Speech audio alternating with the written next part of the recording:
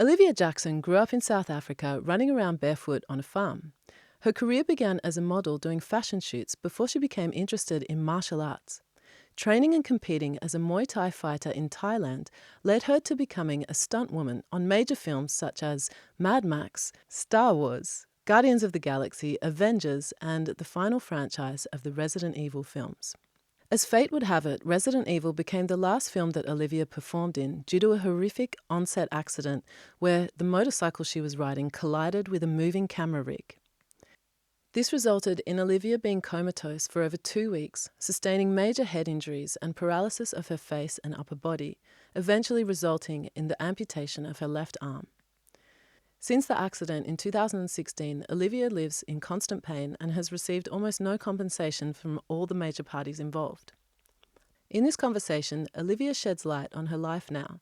Recently separated from her husband, she shares her first-hand experiences of being a professional fighter in Thailand, how she has been developing meditation methods to deal with the constant pain, and what it was like on that fateful day. Please welcome the tenacious Olivia Jackson. The greatest showwoman! Can we go back? What were you like as a child? Like, what was your personality like when you were little? Well, I grew up on farms, on a farm, and it was like a child's paradise. Well, my paradise. Yeah. So I spent my childhood running around on the farm, always, most of the time naked and barefoot, and with my sisters and my friends on the farm from the African staff that worked on our farm. Mm-hmm. And we're just always covered in mud, lots of animals around us. So yeah, I just love playing outdoors. Yeah. It's a huge part of me now. Like, I love being in mud. I love dirt and animals, and I've got a very good immune system, and I'm pretty sure it's all from growing up like eating animal shit and whatever. Just like couldn't care, very carefree. But I was very shy as a child. Right. Very awkwardly, horribly so, I'd say. Mm-hmm.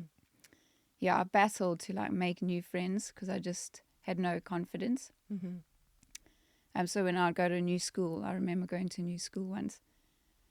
And luckily, I only stayed there for a short while, but I had no confidence to speak to other people. So I, so sad, but in the tea times, I would hide in the toilets. Oh. I didn't want to be like no friends and let's just get to talk to anyone. Yeah. But in my normal sort of surroundings that I was comfortable with, it wasn't so bad. But yeah. What age did you grow out of that shyness? I grew out of that shyness only when I went to my final school, which was a private girls' school in this place called Pietermaritzburg, and it was a very forward-thinking school. It still is, I think, called the Wickham Collegiate. And their thing was like making women for the modern world. So it was very entrepreneurship-based, and they just really brought out a lot of confidence in me. So yeah, it sort of came with that. And then once I was out of school, I just sort of went off on my own to the big city of Cape Town and became a model. And yeah, then I wasn't so shy. I still am a little shy sometimes, depends what it is. Yeah. Oh, yeah, I relate to that. It's always interesting to hear because I feel like I was the same actually as a kid, and I think people are always surprised to hear that I was like you. I found it hard to make friends. Even through high school, it was only when I started working at 16. But I feel like you wouldn't know it now. Like, you seem perfectly not shy. Yeah. Awesome. And so before we get started, I just want to say I have a traumatic brain injury. So sometimes I'll either go off in tangents and have a problem with word finding. So I find it hard to explain things. And then sometimes I have like these silent seizures, and then my brain will go on standby. Okay. So you can keep track of what I'm saying. Yeah. And if I have a standby mode, then I'll just give it a minute or so. Yeah, I'll just wait. That's okay. I've got a friend who has Parkinson's, so I've been around someone who, sometimes he has to like reset. It's actually really interesting. He has to reset in a physical way to be able to speak again. Yeah. But yeah, that's totally fine. Okay. No worries at all.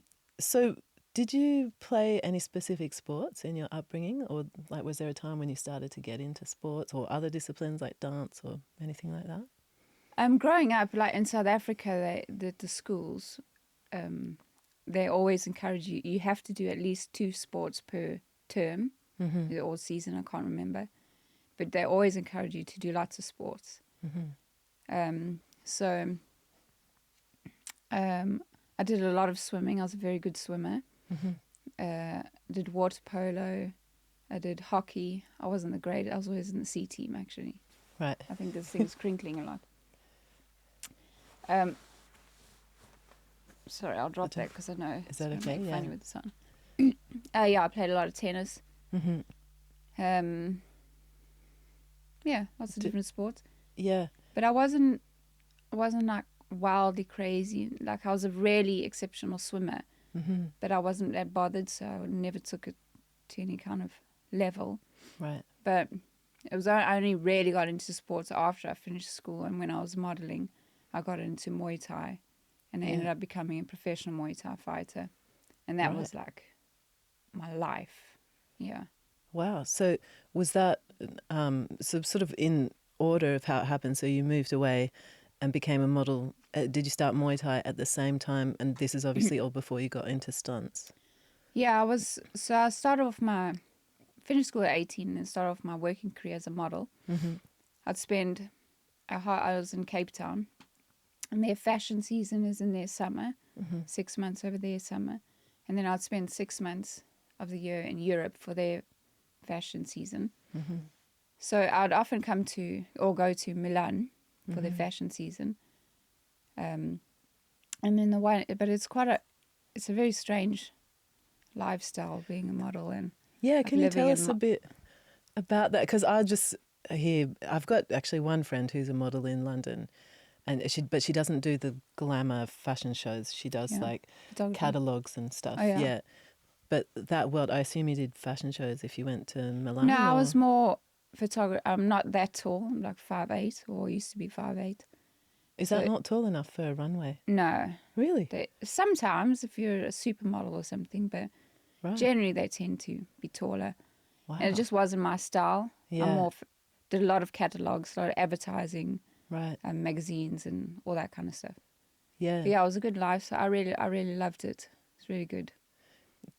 Did you have like what was it like? Because how old were you when you got into modelling? 18, 19? 18. I got asked to do it when I was 17 at a school. At that school I told you gave my confidence. It was a private girls' school and a private boys' school associated with us, but a separate school. They did like they had all like the wealthiest people in the country's kids go there, so they had like lots of sponsors and connections to big designers and stuff. And the one year they decided to do a fashion show for charity. So they had like all these designers and names, and they had this. So they asked certain people from the girls' school and the boys' school to do the fashion show. And it was like typically old school, you know, when you do like a formal outfit. Oh yeah, yeah. And then like the wedding outfit, casual, and then like a swimwear, I think. Yeah. like the old Miss. Yeah, like pageanty. Yeah. Sort of. Yeah. But yeah. So I was asked to do that, and then I had this model, successful South African model called Jodie, to come and help us to learn how to walk. And then she asked me she said that I'll be a successful model. So she gave me her card to get in connection with an agent. It was only, my mother wanted me to finish school. So only after I was 18 and finished school, then I contacted her, and then I started modeling from there. Yeah. Yeah. And so was your experience as a model overall positive? Yeah, I loved it. I think it was in the early days I was young and wild and free, so I was partying so much and didn't really care that much about the job, although I liked the job, but I was just doing it. Right. But once and then it's really hard to get a really good, can't think of the word, but it's really hard to get it going and to get a good portfolio and a fluid income, and work with clients and, you know, be successful. But once I learned to like, okay, stop the partying, and it's a job, so take it seriously, and I started the Muay Thai and became healthier. Right. And I formed connections with the clients that I'm working with, and the photographers, and then they, rebook me all the time, and then would take me overseas, and then it all started to come together, and then I really liked it. And it was really nice. It's kind of like film. You work with, but on a smaller basis, you work with teams. Yeah. There's a lot of people relying on you in that team. They're spending a lot of money to get just say one picture if it's for advertising, and they're really relying on you to bring that story, like an entire story, through your body and your eyes into the picture to sell whatever they've paid God £500,000 crazy pounds money for, whatever. Yeah. So there's a lot relying on you, and it was really good to start to form connections and do a proper job. Yeah. Were there any shoots that, you hear these stories of like models having to get into like ice water or like hang, from their finger and look like they're having a great time? Was there any like jobs where you were like, oh my God? I hate being cold. Yeah, yeah. And when we were doing the seasons in Cape Town, I did a lot of swimwear. And God, they always love shooting in the bloody ocean. Am I allowed to swear? Because I'm a terrible potter, you can like swear. that. I swear all the time. And they always make me go in the bloody ocean and like in a swimsuit. It's freezing the ocean. Yeah. And then I'm like, having such a nice time. And I'm just like, oh, this is great. Just getting so angry. Like, can we just stop now? Yeah. Yeah. Oh, and gosh. because I was sporty, they asked me to do a lot of strange stuff. So after a while, it became like my niche market, doing a lot of sports stuff. Right. Sports brands and catalogs and things. And do you have to do like the jumping air shots? Loads of stuff on the like trampoline. That. Yeah. Yeah. Amazing. So after that, or during that time, then you got into Muay Thai. So was that based in Cape Town or South Africa as well? Like, did you have a trainer? There. So I did a season in Milan. And I think I didn't feel depressed, but I was probably a bit like, I don't know, it can be a funny lifestyle when you're away on modeling seasons. So I got so I grew up on a farm in the middle of nowhere in South Africa. So something like Nutella, right? In the tubs. That was like, wow, Nutella. Like, oh my God, they have Nutella, because it was like so like international exotic? and expensive. But Yeah. and now it's nothing. But I remember being in Milan and obviously not feeling great, but I got into eating Nutella. Obviously, it's like a comfort. But I had a terrible sweet tooth at the time, so I used to spoon it. Oh, sorry. I used to spoon it out. Yeah. In the shower. And then I ended up putting on loads of weight. Well, probably a few kilos. Yeah. I had a lot too much in modeling. Right. So when I got back to Cape Town, I didn't need the Nutella anymore. And I obviously needed to lose a couple pounds. So I was at a casting, and a model told me about this kickboxing gym where you can lose lots of weight. Right. So I was like, oh, I'll give that a try. So I went down to the kickboxing gym, but it was actually a Muay Thai gym. And right from the first day, I was like, wow, this is amazing. And then I just started going 3 times a week, but obviously a beginner, carried on, and I'll go more and more. And then I used to go 5 times a week. And then after like 2 years of training a lot, I had my first fight, amateur fight. Where was that? Yeah. That was in Cape Town. Right. Yeah, How did you go? I did a few amateur fights. Yeah, I won. Yeah. And then I did the amateur Walter World Champs for Muay Thai in Bangkok in 2004. Right. Yeah. How was that? I mean, how many fights do you do before you get to that point? Like to do the championship? That one, for that, I only did 2 amateur. Well, the World Championships is only amateur anyway. It's kind of like boxing in the Olympics. It's amateur. It's just the style and the protection that you have. Yeah. What was I talking about? How many fights? So you had 2 fights before getting to I only had 2 because I did a couple fights and, well, 1 fight, and then we had the you fight per weight category. Yeah. And I had to fight someone in like the South African championships. Wasn't that formal, but so they labelled it. Still sounds badass though. Basically like the South African championship. They're basically choosing people to go to to represent the country to go to World Champs. Yeah. So was that you? Yeah. So I went. So the second amateur fight I had, there was no one to fight in my weight category, so I ended up fighting up Right. somebody up 2 weight categories, which is 6 kilos. But yeah, How- I lost pretty badly actually.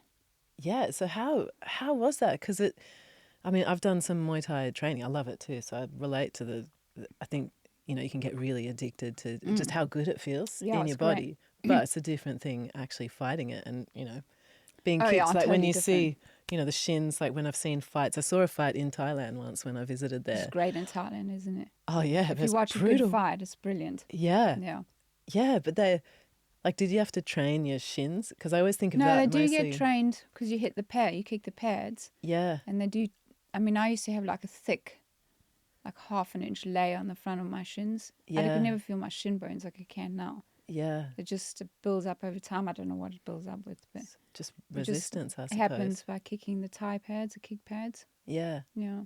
Yeah. And so after that championship, did you continue on for a time doing Muay Thai? Like, was that training Then that you kept for going? that year, I actually skipped the season in Europe, modeling Mm-hmm. season, to do. I absolutely was obsessed with Muay Thai, so to concentrate on the Muay Thai that year. Mm-hmm.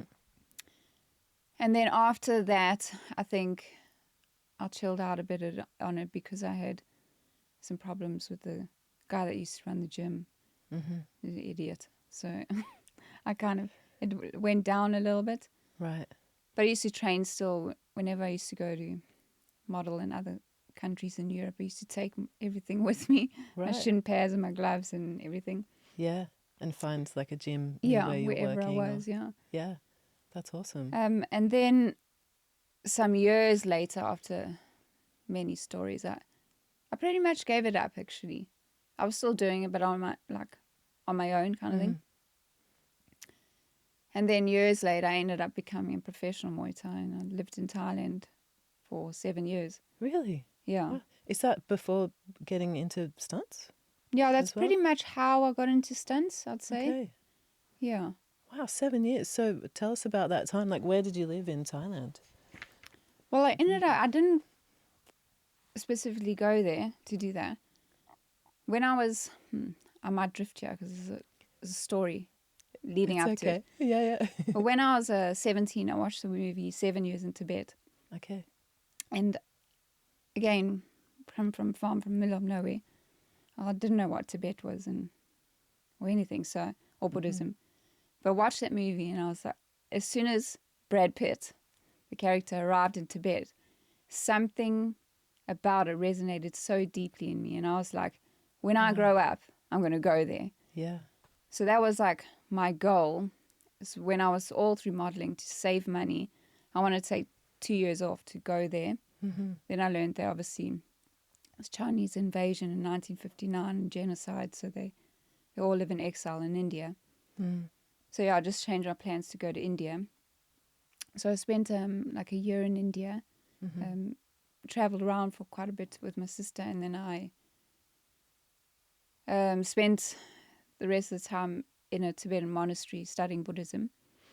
And then my sister was going to Thailand for a holiday. So I said, okay, I'll pop over because it's very close. So and about this time I hadn't done Muay Thai at all for like a year because I've been in India just meditating and milling around. So Wow. and wearing I remember arriving in Bangkok because it was weird because in India you have to cover all your skin. So I wore like long skirts and long tops all the time. And then I arrived in Bangkok with all like sex workers and it's hot, so everybody's half naked.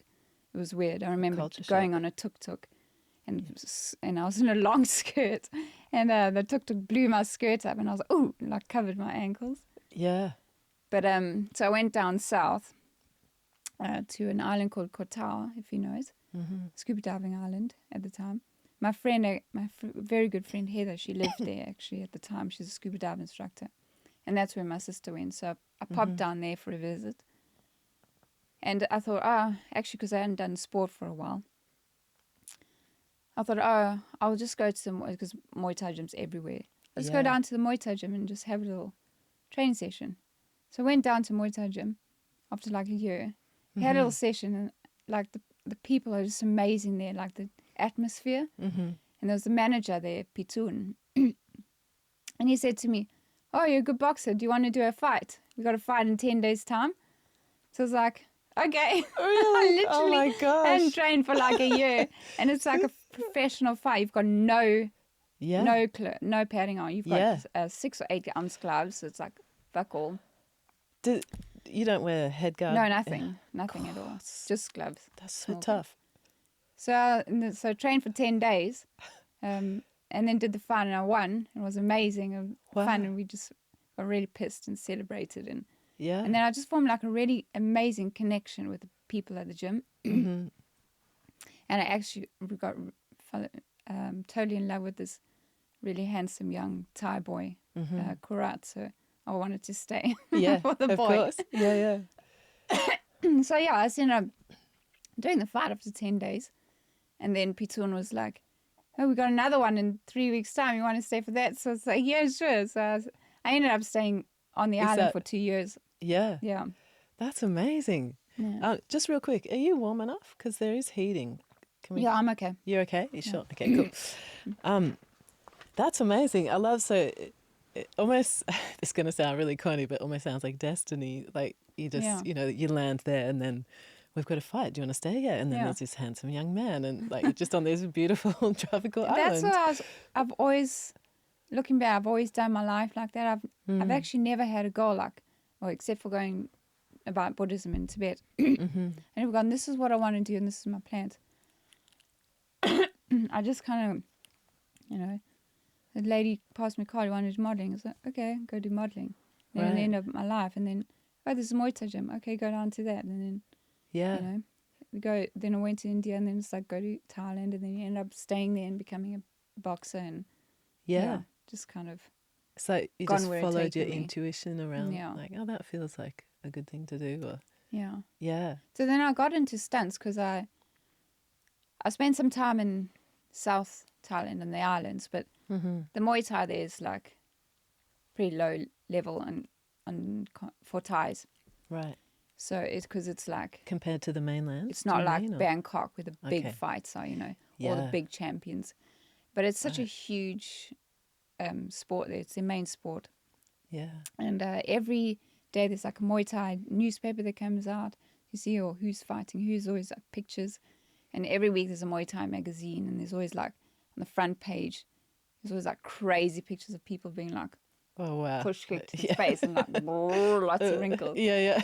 But and there's always pictures of like this champion and that champion, and I always see the same faces come through in this gym and that gym. So I started to really desire. I went around Thailand fighting quite a lot. My manager would take me, fought a lot in the south, and then go across the country to Phuket and a lot in Koh Samui.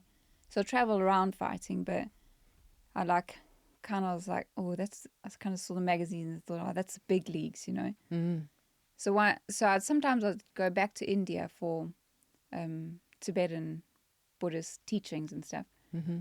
So I went to India after about 2 years living on the island. And I went for teaching with His Holiness the Dalai Lama for a couple of weeks. Wow. And then when I came back, I thought, I'm just going to go to one. I knew the gym that was like, it's called Kyasamrit. So like the big league gym. So I just literally landed in Bangkok from India and went to the gym, knocked on the door, was like, hey, do you want a boxer? But they were amazing, and they became like a family, and they took me on. Like, you have lots of people that go to Thailand to train, and they pay a lot of money, in Thai baht anyway. It's a big business there for like the big gyms, because people come, if they're a Muay Thai fighter, just say in England, they'll go to Thailand for like a couple of weeks for like a training camp. But they just took me on as like a Thai, so I never, because at this stage I didn't have much money because I've been boxing, and you don't earn very much money. No. So they just took me on as like a Thai, so I didn't pay anything. Yeah. And they literally, you don't earn much, but they literally feed you and house you. To live together in like, it's like one road really, like a little cul-de-sac. 2 properties of the gym. The boys live above, they separate boys and girls.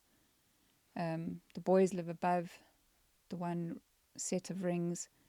And then I lived across the road. There's lots of child fighters. So I lived in a little house with child fighters and the cook. Were there other women? Or? No, the only other woman in that gym was a young girl. She was 12. Mm-hmm. Yeah.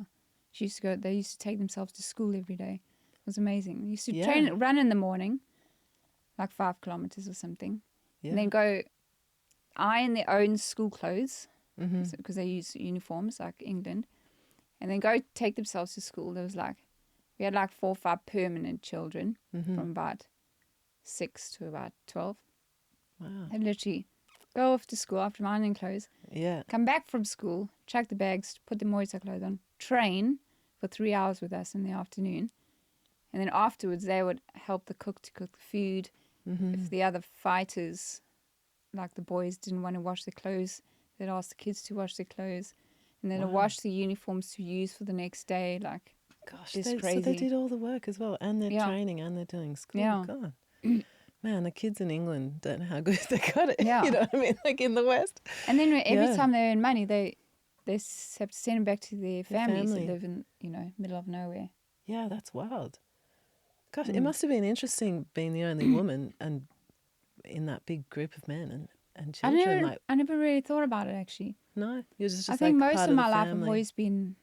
I've been into manly sports, really. Mm-hmm. I suppose you could label them as that. I was in Muay Thai and then I was into motocross. Yeah. So most of the time I've always been, and then, being around stunts and stuff, I've always been mostly men one around. of few women. But I just never really thought about it. No. And so how did you get into stunts after the Muay Thai? So I got into stunts because I was living in Bangkok at this gym. But sometimes, because I had the modeling experience, I joined a modeling industry in Bangkok. But I never really had time to go to any castings or anything, because I was always boxing and fighting. And then they called me with a job in Cambodia once, but I didn't need to do a casting, so I took the job because it was a nice bit of extra income for me for spending money on sweets and things. Yeah. Simple life. Was by that point you were over the partying? Like you'd finished with the partying? Yeah. Oh, definitely. But I hadn't partied for many years. Yeah. But I used to take the children every night. We used to have to eat so much, so... Oh, yeah, because you're burning all the so amount much. of eating, I was just burning so much. Yeah. Every night, the big outing was walk down to the 7-Eleven and get loads of sweets and shit.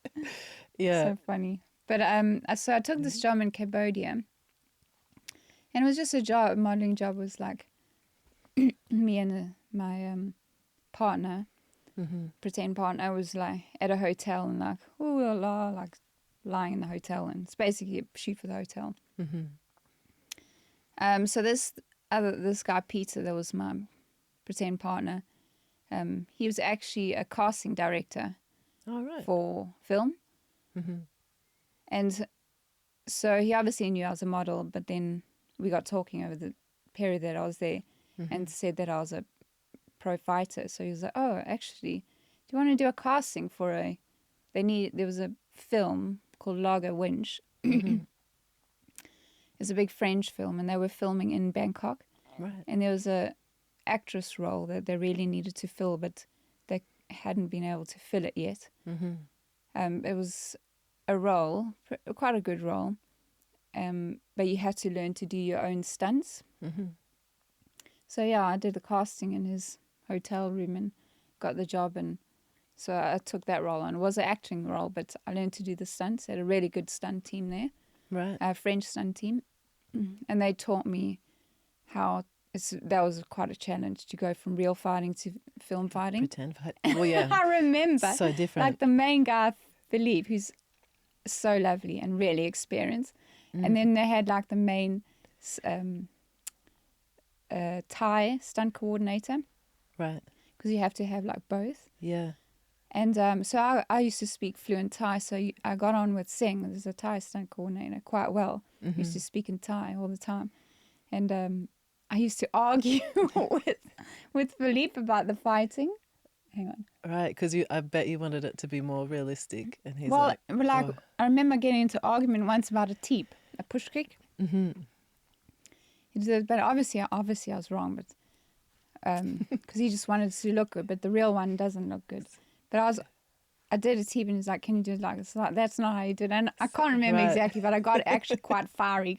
And then Seng said to me in Thailand, just go over there and chill out for a while. Yeah. Go sit down, take a But breath. yeah, so that was quite a change because especially in Muay Thai, you come from one place and you go really fast and really hard and in a straight line.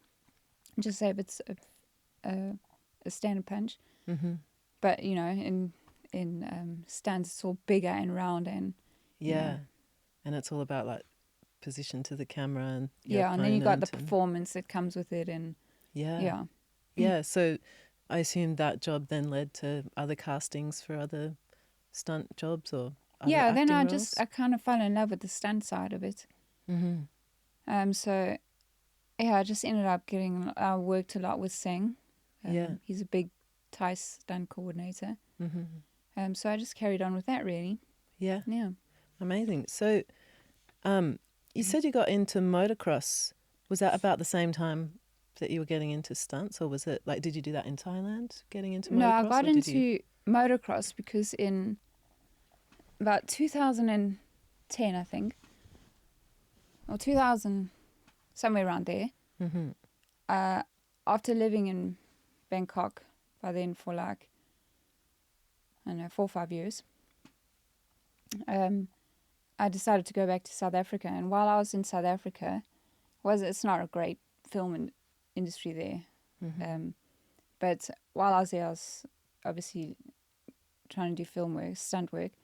I mean, there was a casting for a Mad Max Fury Road. So they cast some South African stunties because they were filming in Namibia. So I did that casting, and then the stunt coordinator and second unit director, Guy Norris, I think his name is. I remember we did the casting, and then he did a talk to us and said there wasn't many females anyway in the casting, but he said there's not actually any female roles for the film for stunts because in the world, in the Mad Max Fury Road world, there's not many women. There's only the 5 actresses. But he said maybe you'd be used for is as pillions in the back of motorbikes.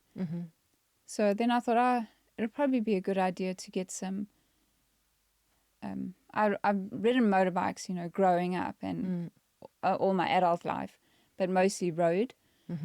So I thought, it'll actually be good to get some good experience because it's a completely different thing. Is like it really? Riding in the dirt. Completely. Wow. So I thought I'll get some of that experience with that. So I said to my sister, I want to do some motocross. So she said, I know a guy. Oh, yeah. So she gave me the telephone number of this guy who's still a really good friend. Peter Babro. We call him Babs. He's literally 75 right now. And he still rides motocross. I love that. He's crazy and he's brilliant. That's awesome. He's super straightforward and harsh, but hilarious. He's not PC at all. Like if he lived in Europe, he'd get into a lot of trouble. But he's hilarious to be like around the pits in the pits with because he's just so funny. So I phoned him. Like I'd never met him. I was like, "Hey, my name's Olivia. I want to start motocross." So he was like, "Great, come down to the track." So I went down to the track and he had his bike. It was a 250, 450. And he had another bike, which is like a YZ125. It's a 2-stroke bike, different type of bike, engine. But it's an old one, people like to collect old ones because it's like vintagey. From like 1986, I think. And so there you go. So I rode that, and then after a while I thought, I really absolutely loved motocross. Absolutely loved it. I'd say it's the thing I most love. It's the only thing I really missed since I've been injured. Love it. Absolutely love it. I can imagine to maneuver the bikes, it's just different. Like, are they weighted differently? Are they heavier than a road bike? Well, it's more about the sand, the soil. Right. And how you react to how the wheels and balance. Riding on like a hard pack track, there's lots of different types of tracks. Hard pack's not so bad because it's kind of like riding on the road, a little bit more slippery. It's the way you balance a motocross bike differently to a road bike. Right. So a road bike, if you're going around a corner, you lean with the bike. Yeah. On a motocross bike, you actually, bike goes that way, you go that way. The opposite. You kind of like sit on the side of the seat. Yeah. It's so different. You can't even really compare it. And the fun part for me, as I said, I like dirt, and I like things that are like a bit risky, and a bit like not too conformed. Right. So yeah, motocross is just, you never really know, and you have to be really quick with thinking and really sharp, like what to do with the bike and your body. And it's just so fun, so much fun. Like, when you get better and you can race around with your mates, like on the track. Yeah. Oh my God, is the best feeling ever. Yeah, I can feel that from you.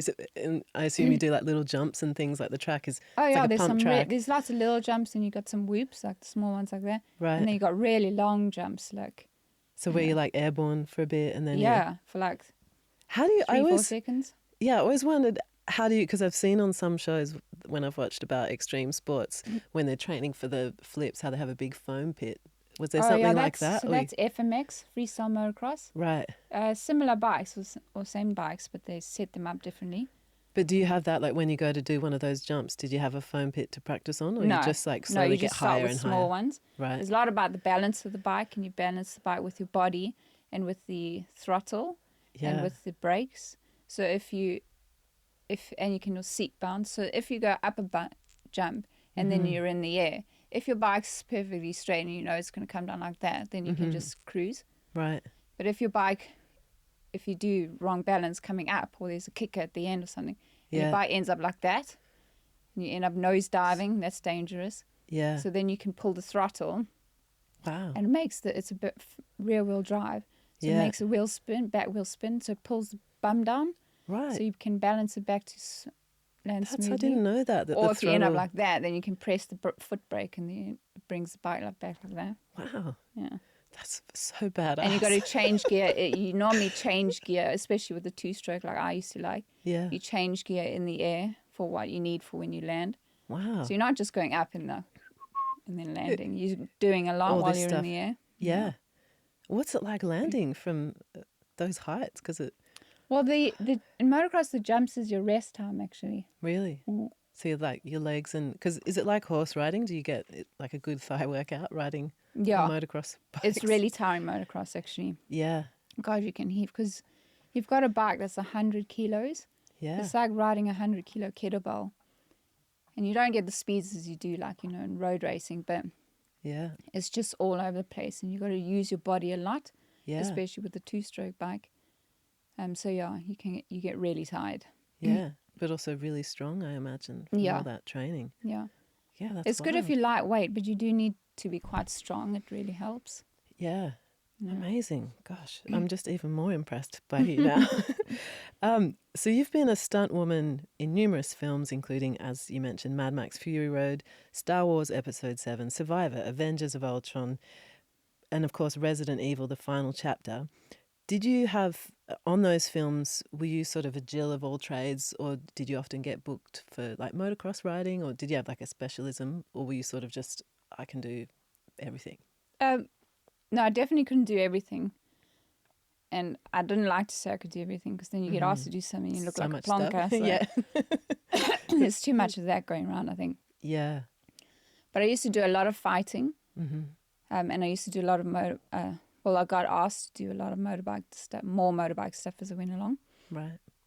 But yeah, you really just need to be able to do anything. You can be really specialised in things, but it's quite handy to do everything. Because I used to do mostly doubling for people.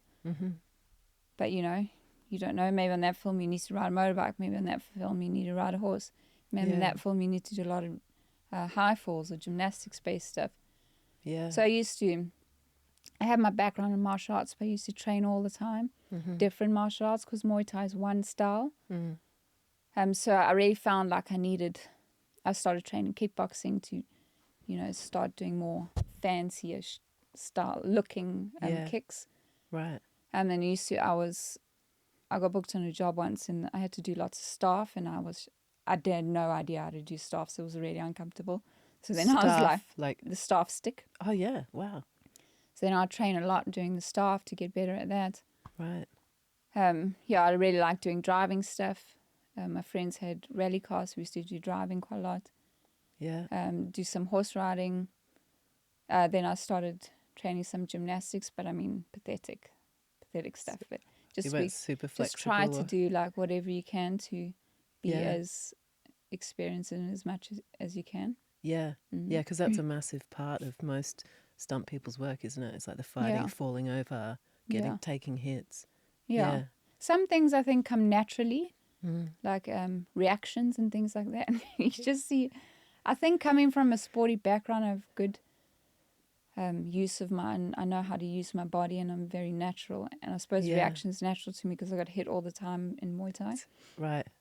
But some people just don't have it, and they can be wooden. Yeah. But it seems like if you start wooden, you're always wooden. It's just something that's very natural. It's like performance comes very naturally. Yeah. Of course, you can work on it, but some things will come more naturally. And but yeah, it's good to work on everything because you never know what you need in film. You never know. Yeah, definitely. Is there a stunt that you're super proud of doing in one of the films that you've done?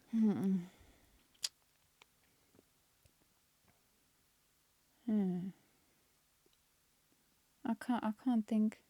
Or that you were like, yay, this is so fun. Like, I love this. You know, like being on a To be honest, wire, I can't or even I remember. don't It was know. such a long time ago. It was like 10 years ago. Yeah. I can't remember. We'll have to come back to that one. Yeah. No, that's all good. What did you love about being a stunt woman? Like, what was your favourite thing about being a stunt woman? I really enjoyed the team, being in a team. I really enjoyed being around the people that are quite similar in a lot of ways to motocross people. Just like always in banter, you know, and talking rubbish and totally un-PC. I'm sure it's changed by now because it's way too PC.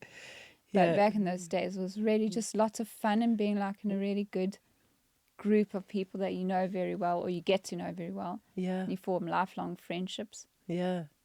And then being like every day is different and using your body.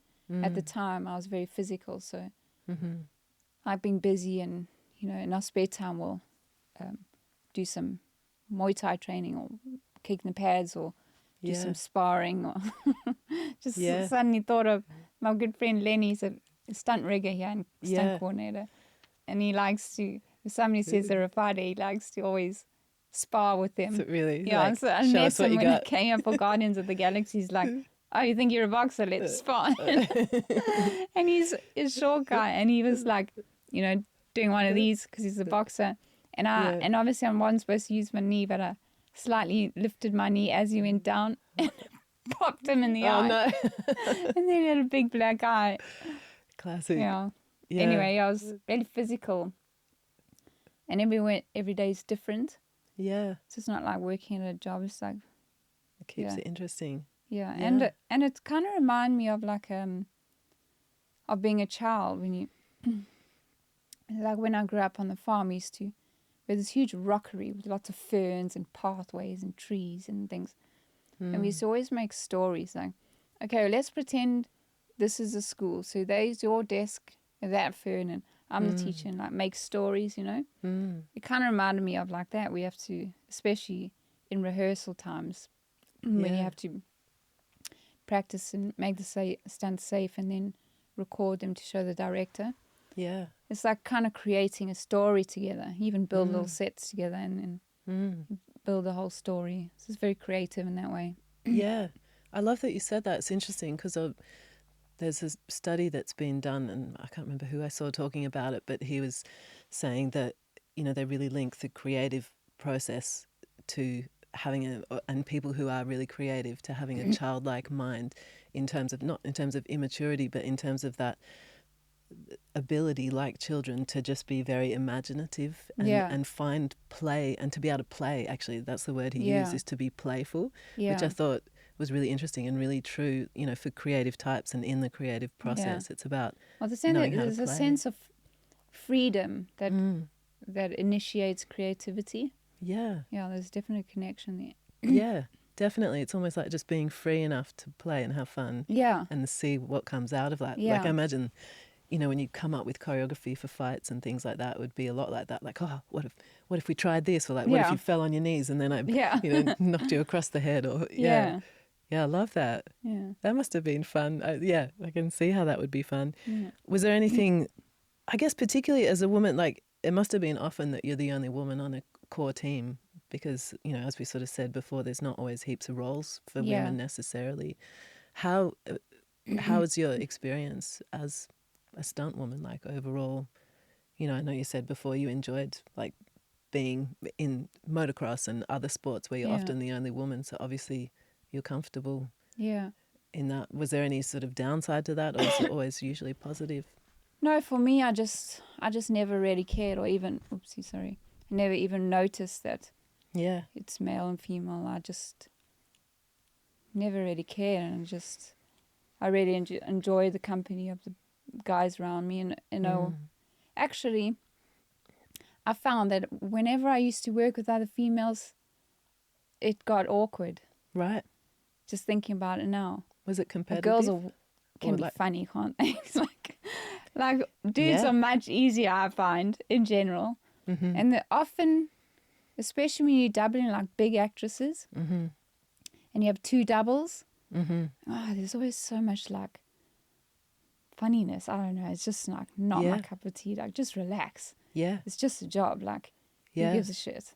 Yeah. And there can be lots of bitchiness. And so, yeah, I actually, thinking about it now, I think I preferred with Yeah. just the guys. Oh yeah, I'm sure Yeah. you're not alone. I mean, I've experienced that a lot, just clashing with women, but not out of sort of my choice. I've always, or often at times through my career in entertainment, have felt like other women have decided that I'm a certain way, and then Yeah. for whatever reason put me in a box over there, and not Yeah. wanted to be friendly or decide Yeah. that I'm a bitch or something, you know. And I Yeah. always thought like, oh, that's annoying. We should be working, you know, together, like the Yeah. sisterhood, but. Yeah, so I get that. I get that. Sometimes it is just easier with dudes Yeah. because they I don't think so. care about that shit. Yeah. It's not like they're like, yeah, come on, you know, you can spar, can't you? Like that with Lenny. Like, show us what you got. Okay, so in 2015, on the set of Resident Evil, the final chapter, you had a horrific accident on set. Do you want to tell us a bit about what happened, or do you remember that day? Yeah, Do you I remember actually things from remember that day? everything up until the moment of the accident, Mm-hmm. probably like a few seconds before. Wow. So it was actually on the first day of filming, like the first Was it? shot. Oh my gosh. Yeah. And so we had been practicing for like 3 weeks, a fight scene on top of a moving vehicle. Mm-hmm. I was like, I think towards like the final fight, so like the big climax.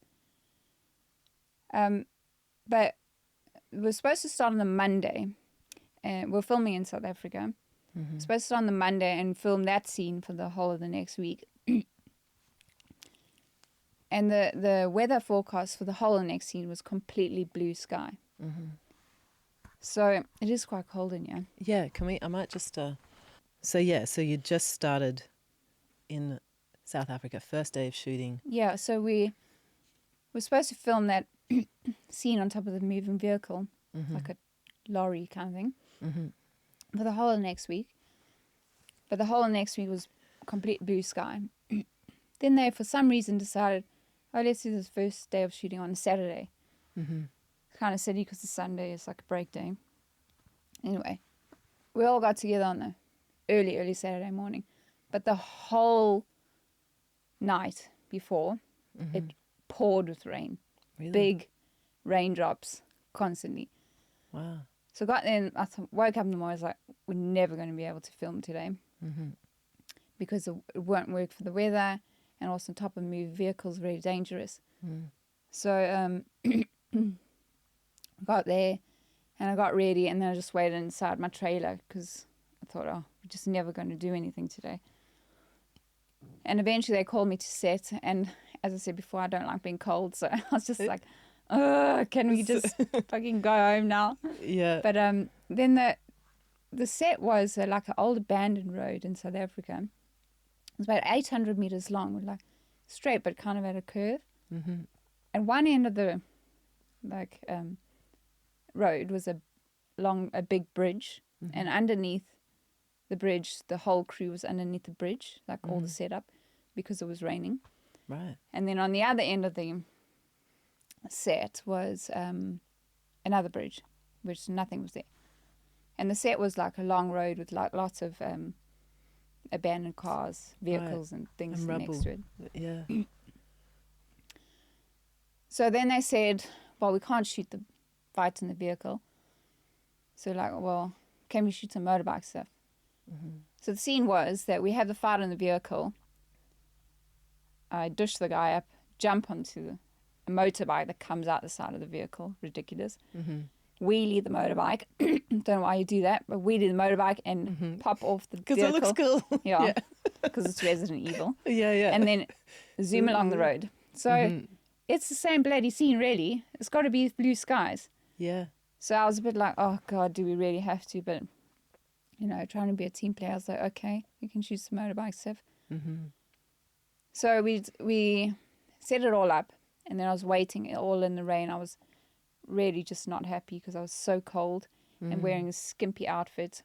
And I was waiting, like all the crew was under this bridge, and I was at the far bridge all on my own with one AD, assistant director, with a radio.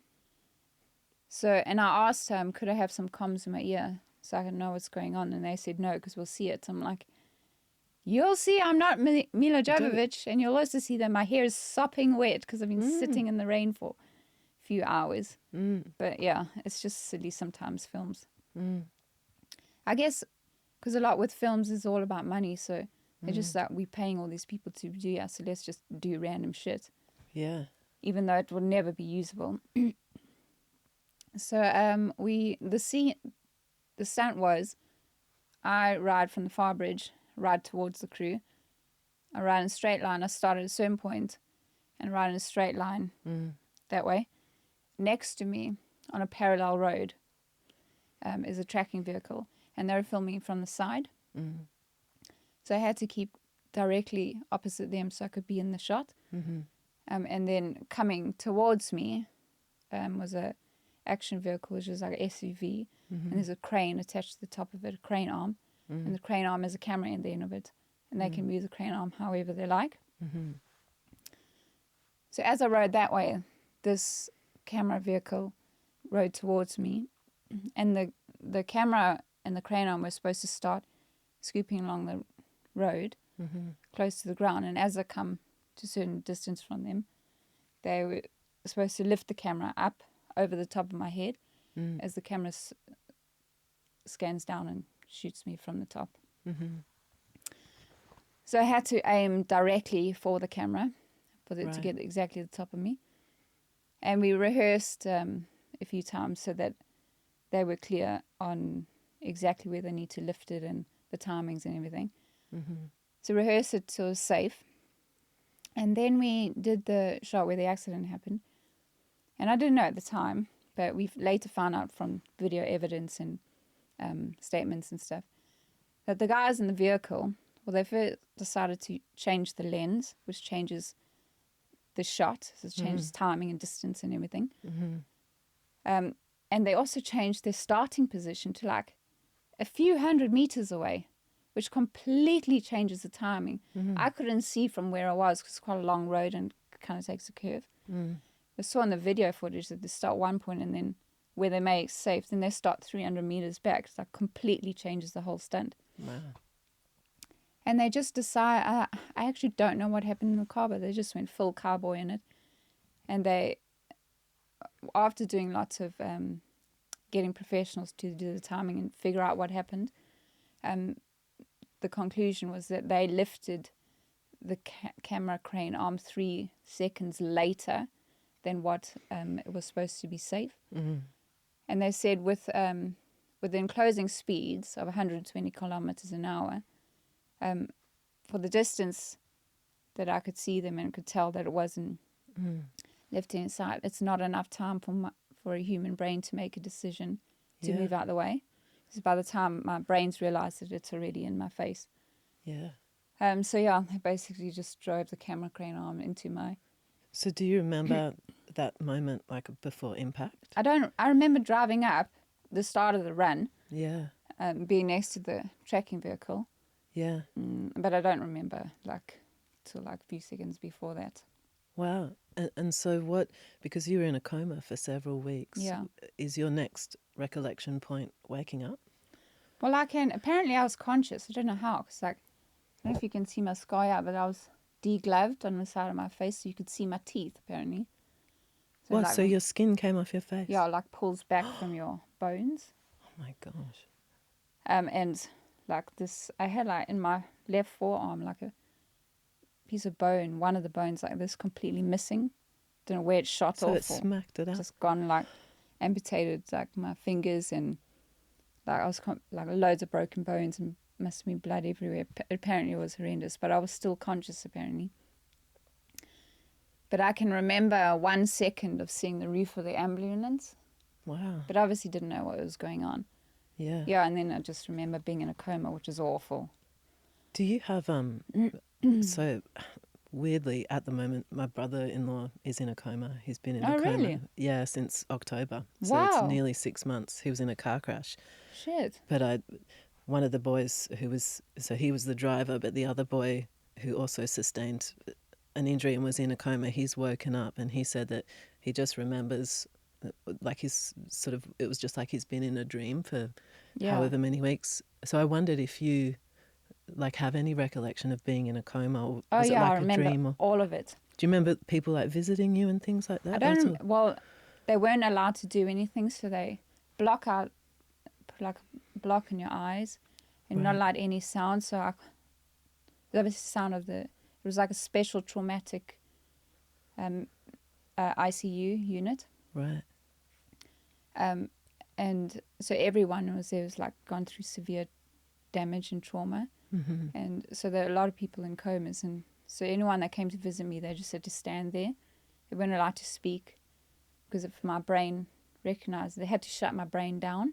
Wow. To be able to cope. So obviously it gets better as time goes on. Yeah. So I don't remember thinking, oh, somebody's here or something. But yeah, I remember being in the coma. It was absolutely fucking awful. It was like being stuck in a dark and evil nightmare. It was awful. I think because of the drugs through your system, plus you've just gone through severe trauma. Yeah. It wasn't nice. I can still remember the...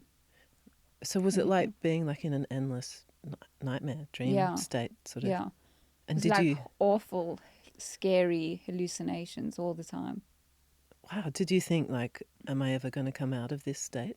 Like, was it like that? I where didn't you just didn't know? I didn't know that I was having nightmares. I just was in it, and it was awful. Actually makes me feel sick thinking about it. Gosh, that's because sometimes you hear about people like floating up out of their body and looking down, and all those sorts of interesting out of body experiences. Does that need lots of people say different things. Like some people say, Andres, could you just tighten the... I think he's coming. Yeah, the mic stand's just dipping down. Basically in this horrible nightmare. What was it like when you woke up? Like, was your arm removed while you were in a coma, or did that happen after you woke up? No, to remove my arm was my choice later on. Right. So I'm paralyzed on this side of my body. Mm-hmm. Some of my face, that's where you can see only one eyebrow really moves. Oh, right. And some of my face and my neck. So I often have to hold my neck. Okay. So I only got half a neck. That works awful. And paralyzed basically from here up to there. So this side was all paralyzed. So it's funny because when I came out of the coma and I was still in the ICU, I apparently was kicking my legs all the time, like kicking them really high. Really? So they tied my legs down with the, those things that make circulation in your legs. They're like what are they called? I hate those things. I hate them. It's like trauma for me. But they like locked my legs down with them. Wow. So I couldn't move my legs and I couldn't move this side of my body. And then because I had the, whatever it's called, the air, I wasn't breathing on my own. I had the pipe. Yeah. Like up the nose and down the throat. Yeah, I don't know what it's called. Yeah. But I was trying to pull it out, which is very normal. So, no, it goes in your throat. Okay. That one. Yeah. What is it called? Oh, gosh, I don't Can't know. remember. Anyway. Yeah. So yeah, you can pull it out, which is super dangerous. Actually, you can die. So they tied my hand down. Gosh. So I was like locked. It was horrible. Yeah, it was super frustrating. I bet. Yeah. Yeah. But then, and then you can't talk. You're like stuck with this huge pipe down your throat. And your lips were so dry. And then, yeah, Oh my gosh. it was awful. Yeah. So tell us about like coming out of that, like when you started to be able to, sit up and I guess like start moving your body. And was it how long after that did you decide? Because obviously your arm was so damaged. So That was when your I decision. first, I had to learn to walk again. Mm-hmm. And because of the brain injury. And when I woke up, I spent a long time lying down. And the first time I sort of lifted the top of my bed for a little bit. And my legs were completely fine. So I remember lifting my knees like that. And I saw my legs for the first time. And my knees, which aren't big at the best of days, they were the biggest part of my entire leg. Oh, really? Oh my I got gosh. so skinny. I don't know how many kilos I was. It was probably like 30 or something. I was absolutely nothing. Wow.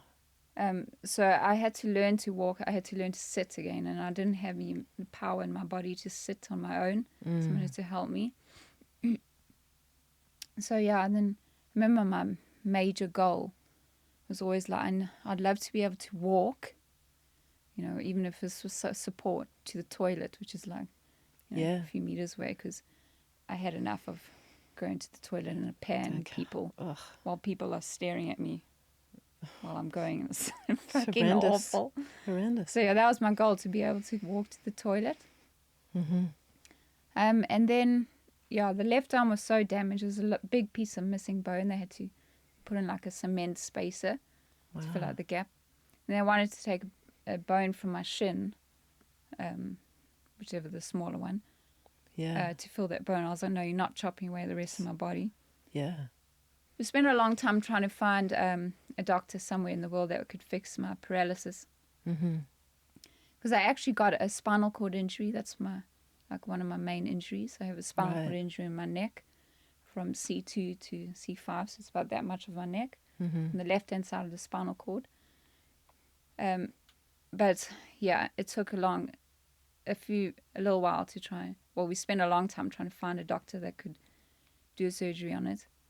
But it's not possible. It's a really bad injury because all the nerves that supply this part of the body were like ripped out of the spinal cord. It's kind of like if electrical plugs in the wall and you yank the wire really hard and the whole plug comes out the wall with cement and everything. It's like that. So there's no way of connecting them back in.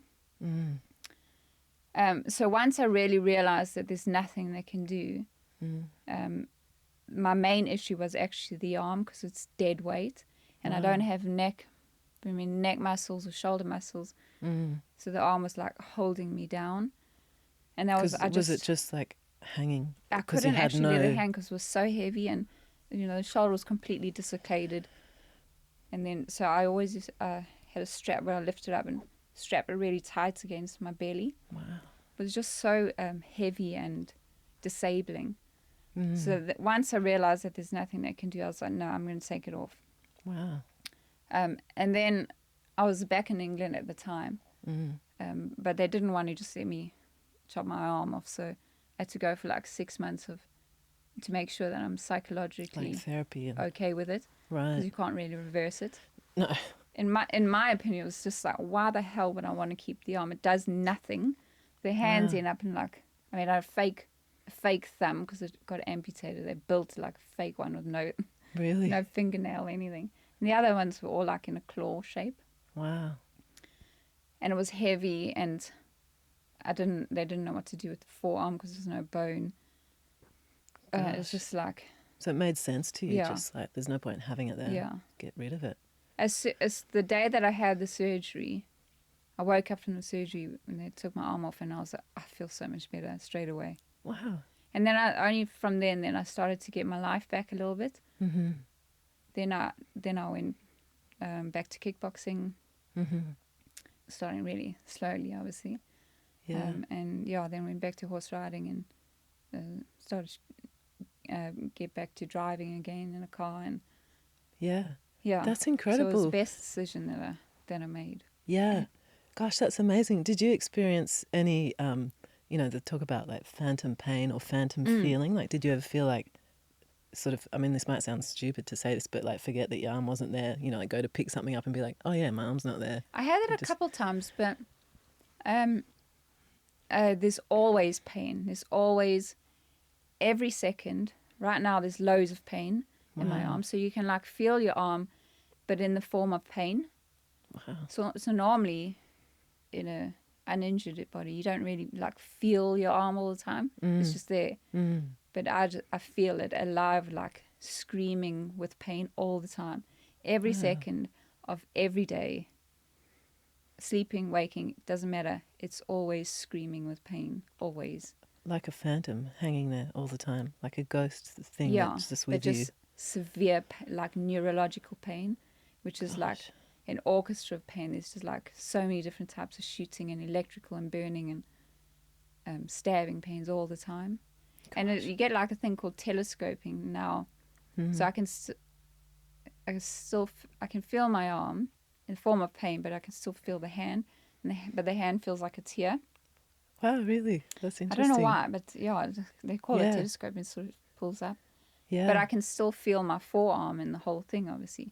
And I can, if I want to, I can still try and go like now I'm trying to like close the arm, but it's like stuck like that, the hand, sorry. Gosh, and then now I can relax it. But it kind of doesn't move now because I try and leave the phantom arm relaxed, because the more tension you have in your body, the worse the pain is. Yeah, right. So I always have to try and really keep really relaxed. Gosh, I mean, I'm just sorry. I'm just like so amazed. And just because obviously the mental strength I feel like you have to recover and adapt to your new life without your arm and with this new body. Like, what has that journey been like for you, emotionally, spiritually? Like, what has helped you through that? Well, it's been process? Fucking awful. Yeah, no kidding. But and it never goes away. So I will stay in pain for the rest of my life.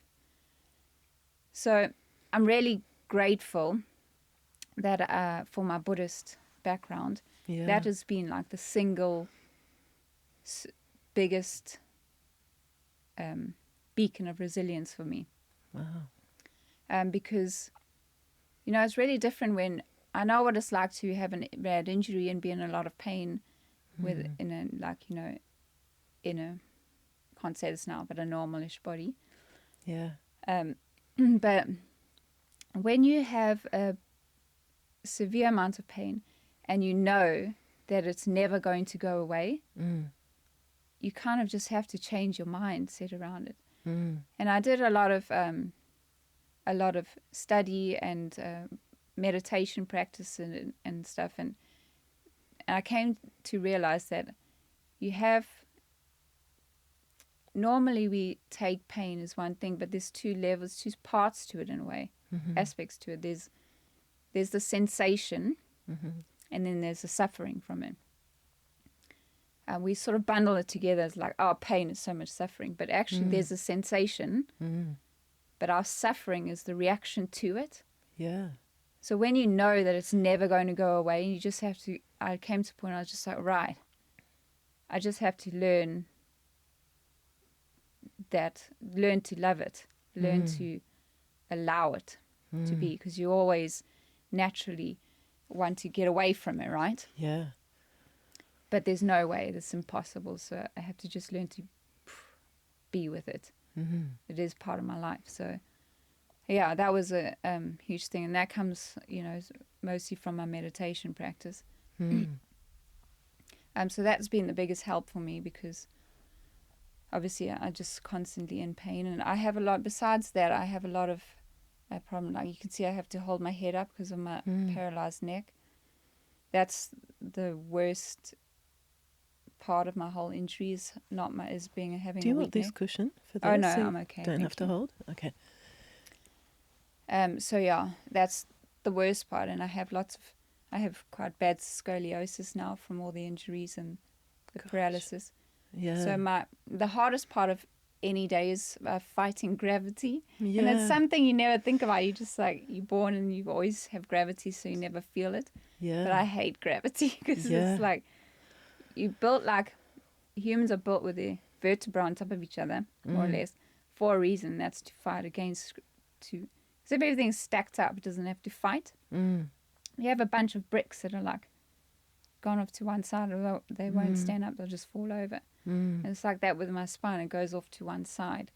And then you've got my skew and paralyzed neck, so to hold the whole thing up against gravity is you're fighting constantly to keep. Yeah. Gosh. So I've had to learn to just not do much. Like I can't walk very far. Probably like 100 meters is my max that I like to walk. Yeah. If I go to kickboxing once a week with my trainer Paul, but I have to train, just him because he knows my body, and I have to kind of. And sometimes in breaks I train 3 minutes and then I have to lie down because it's fighting gravity again. That's my hardest. Yeah. Do you think so? Obviously, you love your training. You always have. So, does that give you? I don't know. Does that like make you feel like you get in touch with who you always were when you go to training sessions, like in this new body? Is that why you go to training? In a way, I went back to martial arts. Well, I do kickboxing now, which is very different from Muay Thai. There's not a chance in hell I could do Muay Thai. Right. I don't have the power in my body, and it's a lot more brutal. So I wouldn't be able to take it. And also, if somebody kicks me with a Muay Thai kick on the side of my head, I'm fucked. Absolutely fucked. So yeah. The people that I normally only spar with Paul because he can do all sorts of fancy shit in front of me, which would hit me 10 times over before I even notice, but he doesn't touch me. Yeah. So I can't spar with anyone that's not very good. It's just too dangerous. And then in like gradings, sorry, I'm for drifting now. Not at all. No, pull me back on track. Fascinating. No, it's fascinating what you're saying. But so I've worked my way up because I started from the beginning again because I never done kickboxing. And so I worked my way up from white belt to now a brown belt. I should do my black belt grading, but I can't. It's a 5-hour test, and I don't know if I can fight gravity for 5 hours. Yeah. So that's the only thing stopping me, actually. Wow. But yeah, I've forgotten what I was saying now. Yeah, no, we're just talking about going back to training and sort of what drives you to train. Even if you have to stop every few minutes or have a pause, it's still something that you love, obviously.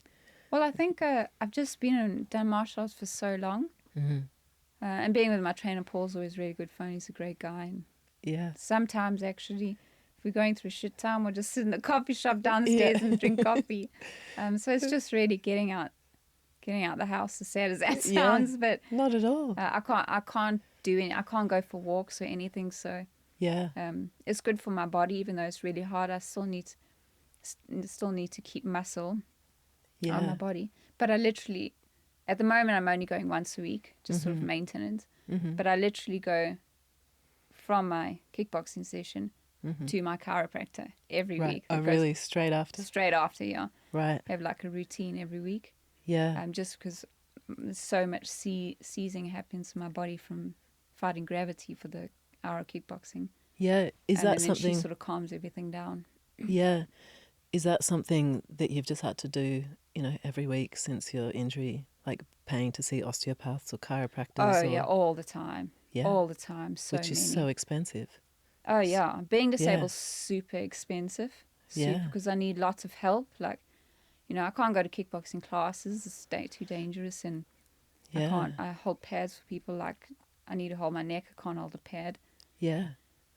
And so, like, it's expensive that way. And then I've needed so many trainers, like rehab people, like just endless, and osteos and chiros and physios. And then I need, like, a wheelchair because we need to go to shopping center and I can't walk around a shopping center.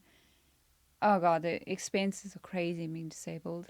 Yeah. So on that note, I was reading some press articles and reports, like on court cases that have gone through or not, and I was finding myself getting enraged Yeah. and infuriated. Yeah. Where are you at with that process? Like, is it an ongoing, Oh, you yeah. know, like to get compensation from Well, the production company and all the of that? whole court case thing is just balls up because unfortunately, we had to do it in South Africa. We got stuck with the court proceedings there for many different reasons. And I won't go into too much detail because it's super, super complicated. Yeah. It's too much for people to wrap their hands around. Mm. But yeah, basically we're stuck with doing the court cases there. And unfortunately, the laws in Africa are not great. Mm. So we're stuck with their laws and with their money. And when we're talking about pounds, it's absolutely fuck all. Yeah. So, and it's very capped. So the money that you get paid out is capped. I think like it's capped to a whole year of earnings. So if they pay you out for the loss of earnings for the rest of your life, because I can't ever work again. So normally you get paid what you would have earned for the rest of your life. Yeah. But they have a cap of like 1 year's payment is less than what I would normally earn in a month doing stunts. Oh my gosh. So it's really, really limited. Wow.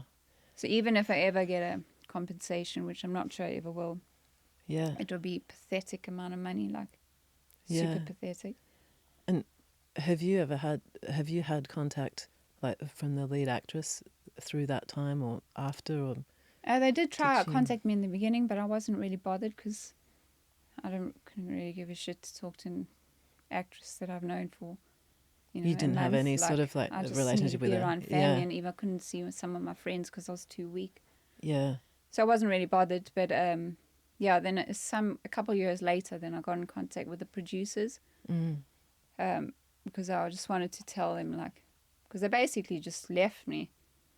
They knew that it was their fault that the accident happened, and they knew what happened, but they just kind of just Denied looked it, the other didn't way they? because they didn't want to. Yeah. They didn't want. How did you? be Because involved. that's what I read about, was that they just denied. They made it out like it was your fault, and I just found Yeah, myself going They like, tried at one point because they were at that time when they tried to. The only time was to try to blame it on me. But it was actually pathetic how they did it. But what happened was that we try for our legal case, because in South Africa the laws we try to get it out of South Africa to America because some of the producers live in America. But they were really pissed because American law is like quite free what you can say. right, Compared to British law, like you can't say anything, like everything has to be super fact, right. In America, you got quite a lot of freedom. You can just throw accusations at people. Really? It's quite Right. wild, actually. Yeah. But so the team of lawyers that we had, they just come together with this case. It's all facts, but it was like it's quite wild what you can say there. And the producers were super pissed because their names got dragged through the mud. Yeah. So then they were like, oh, she could have. Then try to blame it on me, like, oh, she could have slowed down and all this bullshit. There's already proven in court that it's all rubbish. But Yeah. they even went to the extent of they went through my Instagram. This is so fucking sad. They went through my Instagram and took a picture. So I used to race motocross sometimes. Yeah. And the one time I was in a race, and when I was going through some whoops, like bumps like this, while I was in the whoops, my engine seized, the piston seized. So it stops the engine. So the bike sort of went like that, nose dived, and I came off the side and I had a little crash. But you crash all the time in motocross. Just part of Obviously. the sport. Yeah. But I wasn't injured or whatever. I had to laugh because my Yeah. bike was fucked, so I couldn't race, which was the biggest bummer because I was in the practice round. Right. So I put something on Instagram about crashed or something. But And they whatever, tried to but use that, like, to say, oh, she's a bad I'm rider so or something. wild, and uncontrollable. Wow. But the thing is, they needed me on the film because and I remember the producers saying this is the first time ever they can use a stunt double who can do the fighting. They can also do the riding motorbikes. as They well. always have to get another guy in to do the bikes. Yeah. So they need a good motorbike rider. But no good motorbike rider is just a motorbike rider. You have to go through Yeah, you have to be those at things. a high level to Yeah. even get to that point. Yeah, So suddenly it's sort of like, oh, they're trying to Hypocritical. throw it in my face and Yeah, like yeah. trying to accuse basically that I'm a bit fucking all over the show and unsafe and everything. But Yeah. it's just motocross, you idiots. Yeah, And then yeah. they even took another picture, which is so sad, from like I was rally driving with Yeah. my ex, Dave, right? Yeah. And we were in our helmets in a car, and our friend Ryan took a picture of us. Mm-hmm. And we're like having a tour, and Dave's going like this to me. Yeah.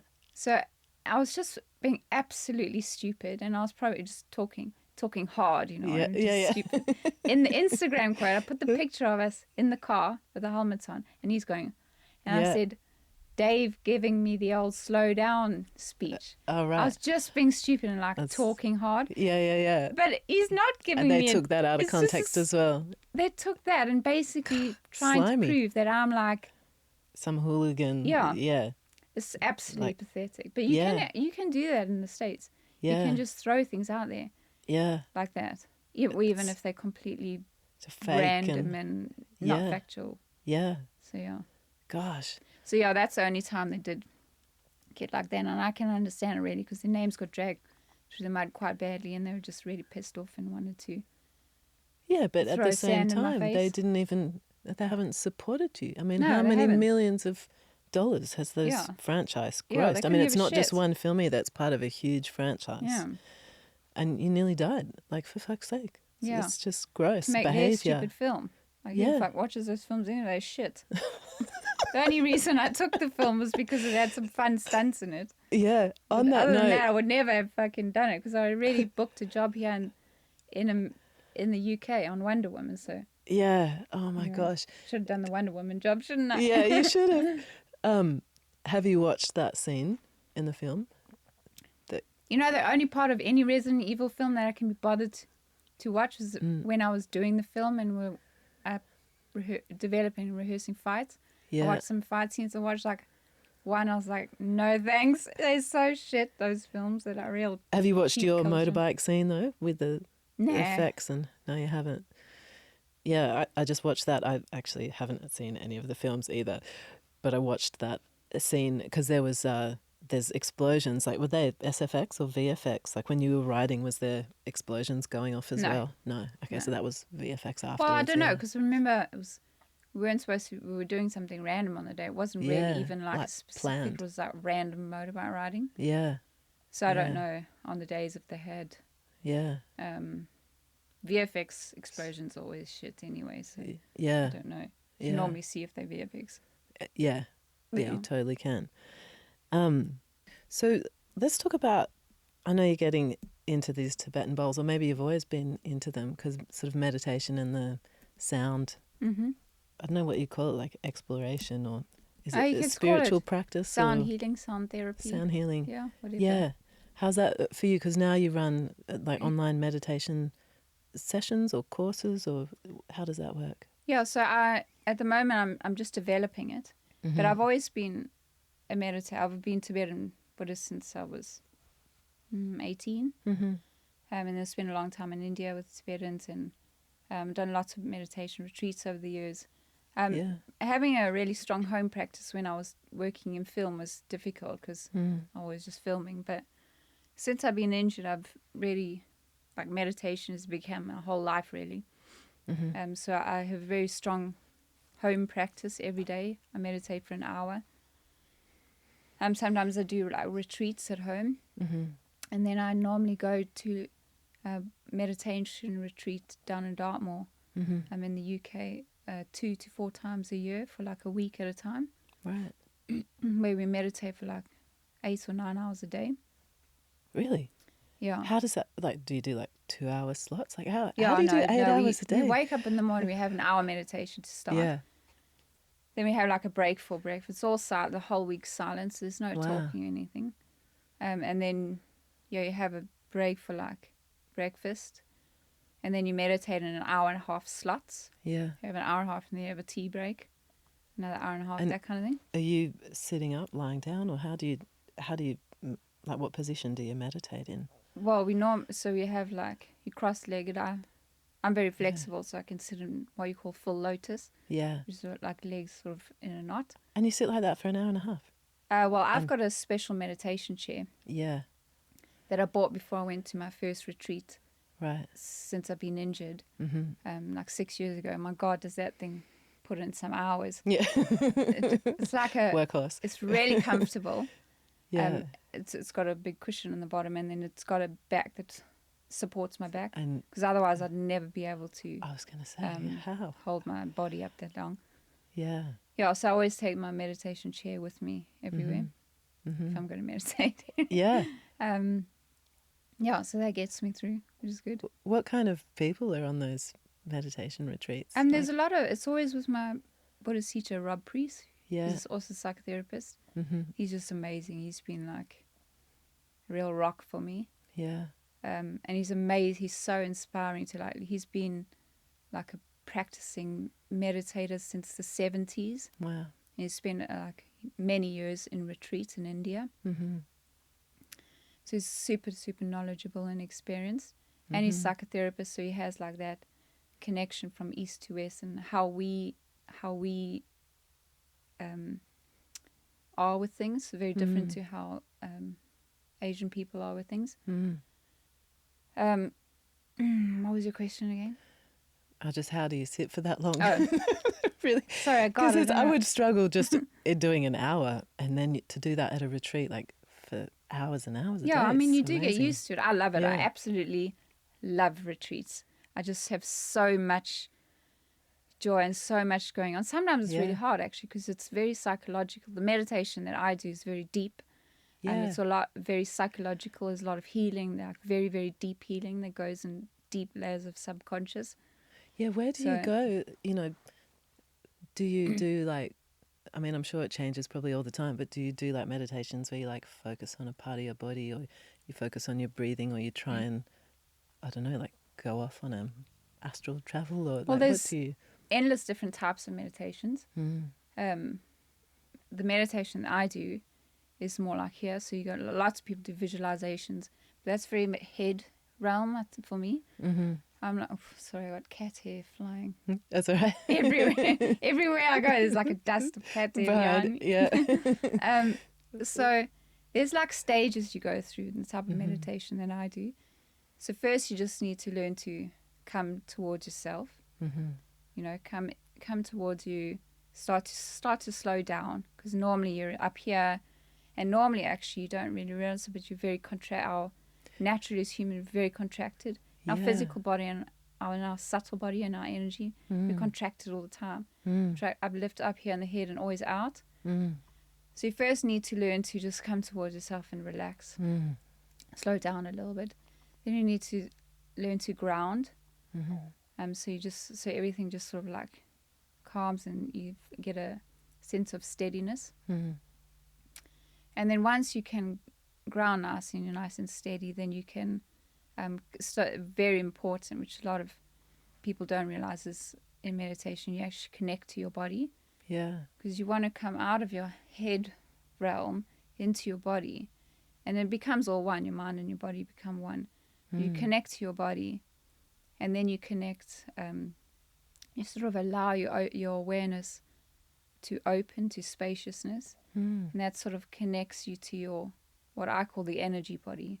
Sounds a bit woo-woo, No, I love that. But you can call it the subtle body, or it's like a connection to your inner vitality. And that opens like a whole different awareness. And you're like, oh my God, because we're so up and out all the time with our lives and goals and stuff happening. And then you realize, you come towards yourself and you really go deep in yourself, and you're like, oh, right. And so in that level where you're in your inner vitality and your energy,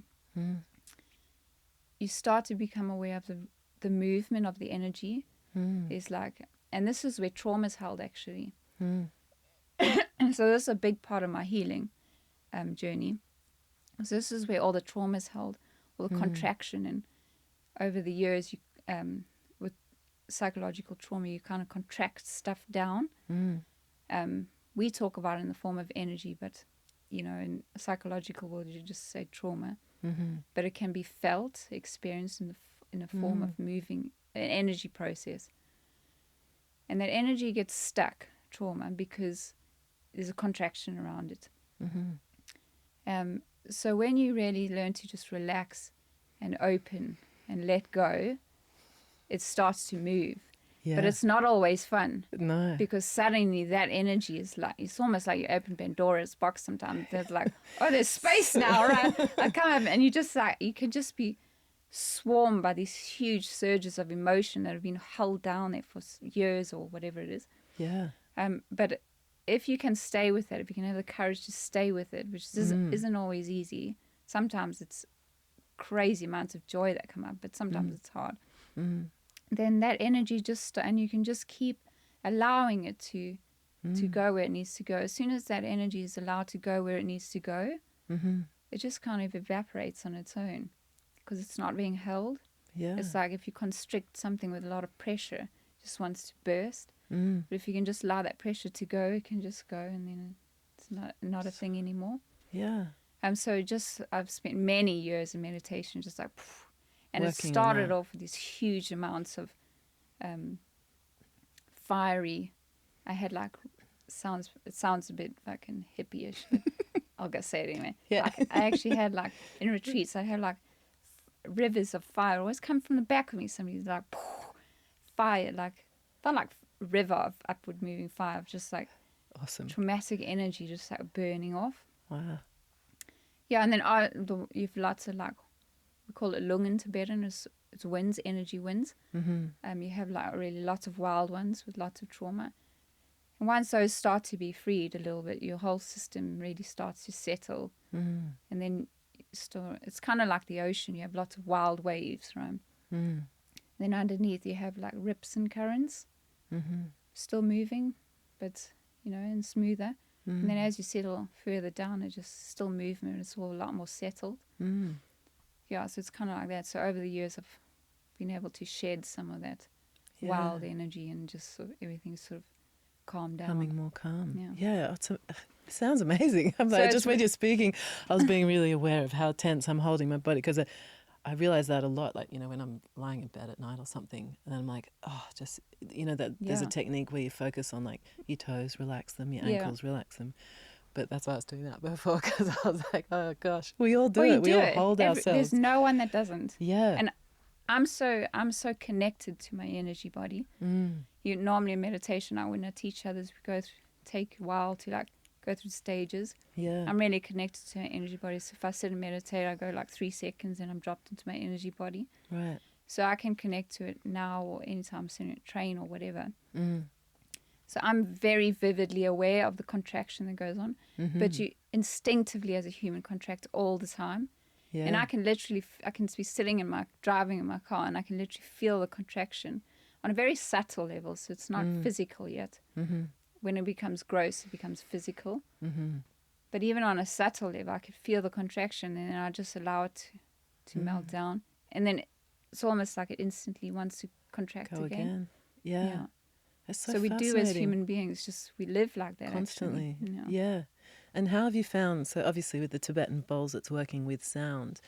My stepmom used to use it. She was like a natural therapist, and I remember her, particularly with massage, and she'd use it. But how has that, particularly like the energy of sound, worked with your sort of meditation practice, and how does that affect you? Well, there's all sorts of instruments that you use, and they all have different healing capacity or ways of healing. So I have a really huge gong. It's called a sun gong. It's huge. His name's Helios. Does that stand like that? Yeah, he's on a stand. Yeah. So if you play the gong, it's got like very specific. It can be very ground. It's very deep gong, and it can be what called blossoming. It can be like really crazy sounds. Like it sounds like a crowd of aliens at some points. Yeah. It's quite wild, the sounds that come out of that. it. But yeah, you can be on a whole journey with that. There's a thing in sound therapy called entrainment. And how sound therapy works, let me see if my brain injury will allow me to explain this, but how sound therapy works is that there was a scientist, I can't remember his name, but he realized that when two bodies are people or things are next to each other, can't remember the name, but their energies want to harmonize. And he actually discovered it, which is crazy, by putting 2 clocks next to each other. Don't know what kind. But he found in time the clocks like synchronized. Like harmonized to be the same time and whatever. Like in the same speed, I suppose. Something like that. Yeah. And you can feel it as a person. We're just not aware of it all the time. Yeah. You know, somebody walks in a room and you can feel like attracted to someone, and you can feel good with someone because your energies. And it's the same with like women who live together. They end up with the same menstrual cycle. So it naturally happens all the time. And how it works with sound is that a lot of you can go through different experiences with it. But a lot of it's about relax, because we always naturally live in this tense, contracted, upward moving state of energy.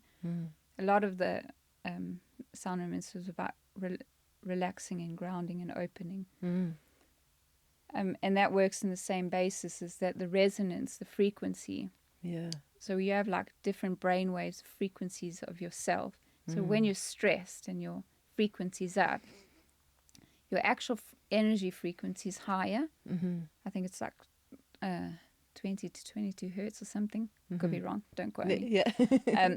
And then you have like then it then wants to match the lower resonance of the gong or whatever it is, Tibetan bowl.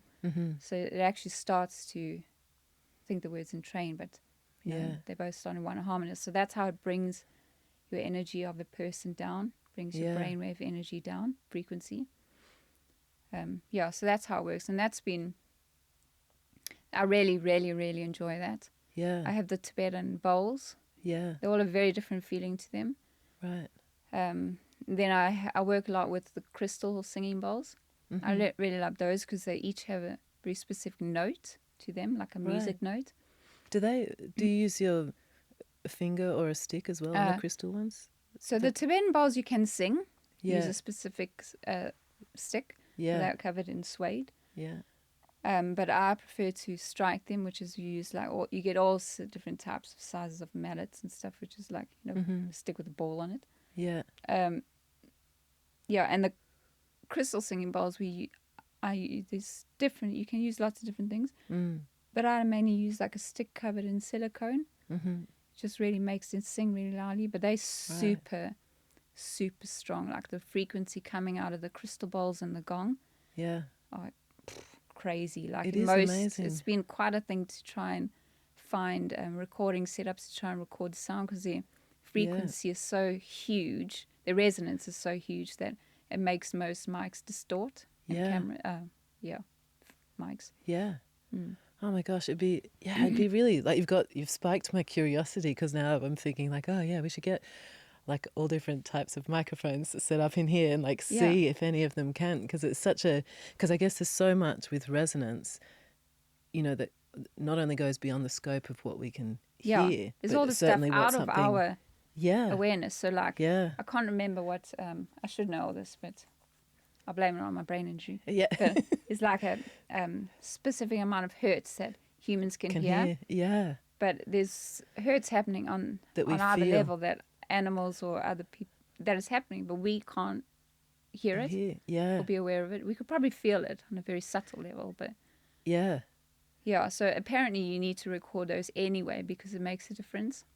It does, like, because I do music production, it's always interesting when especially down the bass end, and you can see the little waves, and you can't even feel it that low down that end. It's imperceivable by humans, but it adds to it's interesting how it just adds to the overall feel of a track. So I eventually found a setup, because I Googled and YouTubed the shit out of it, but there's too many opinions out there. I get more confused. Minefield. So me too. Eventually I found a setup. I'm like, right, this guy knows what he's talking about, because he's actually a sound he's a sound therapist. He has a sound shop in the States. Right. And he takes you through the whole setup. So I got one of those things, I don't know what they call it, pretty fancy. They look like what DJs use with all the knobs on it. Oh, yeah, like a mixing desk. Mixer, yeah. I was like, oh my God, I'll never be able to use that. So I got one of those, and the whole mic set up, like specifically for these sound instruments, especially the crystal bowls and the gong. Yeah. And is that a world you're just venturing into, like recording the sounds of... Yeah, that's exciting. I've got to record a whole lot this weekend, because I've developed this course on the meditation app that I teach. Yeah. You can like run courses and things. Develop this course it's talking about the elements, Yeah. the Tibetan Buddhist elements, and you work with chakras in your body. Okay. And I've incorporated sound therapy into them. Mm-hmm. And is that on an app that you've... I teach like on the your app. own? Okay. So you run courses. It's all audio recordings. Mm-hmm. It's very American based, but it's all over the world. And then I do lots of live meditations with on video.